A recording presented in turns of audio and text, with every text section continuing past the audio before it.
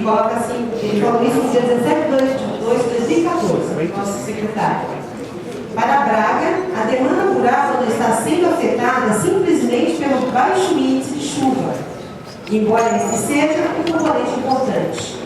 O problema é a falta de planejamento e realizações em determinadas áreas. A infraestrutura não acompanha o crescimento da demanda.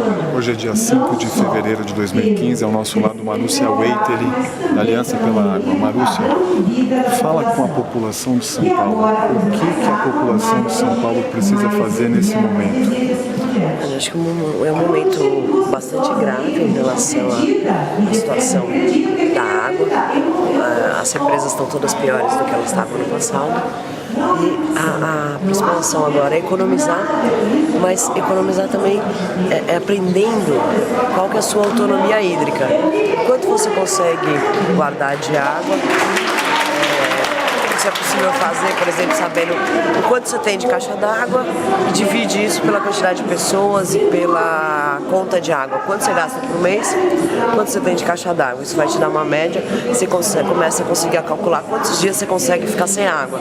E aí vai te dar também uma medida do quanto você deve ou não reduzir o seu consumo e até começar a buscar formas até alternativas de armazenamento, sempre tendo muito cuidado com as questões relacionadas à saúde. Então qualquer água que vai ficar guardada tem que deixar tampada, não dá para usar a água da chuva para beber, para tomar banho. Essas águas têm usos diferentes e tem várias informações sobre isso na internet, por exemplo, no Cisterna Já, que mostra muito bem como é que pode usar com cuidado essas águas. Muito bom. Os governos, qual que é o papel nesse momento? A gente soube da instalação do Comitê de Gestão da Crise Hídrica e nos causou estranheza a ausência de participação do presidente da Sabesp neste conselho.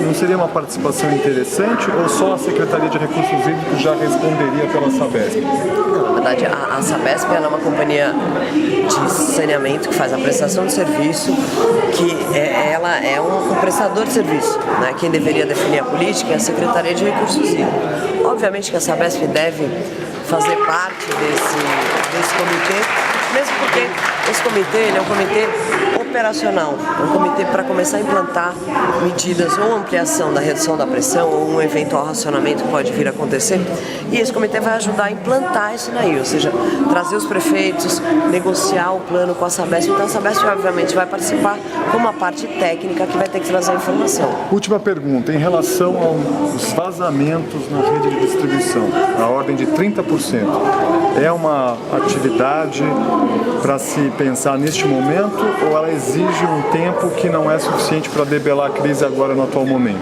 Olha, os vazamentos a gente perder numa região que está com um problema de água como esse, que se diz, né, que é uma região que tem pouca água, apesar das enchentes, se perder 30% da água é um luxo muito grande pelo qual a gente não pode arcar com esse luxo. Né? Mas as ações de diminuição elas não acontecem de curto prazo. O que já aconteceu de curto prazo é o seguinte: com a redução da pressão, você já tem uma diminuição da perda, né? Tem uma série de outros riscos, mas tem uma redução da perda, né?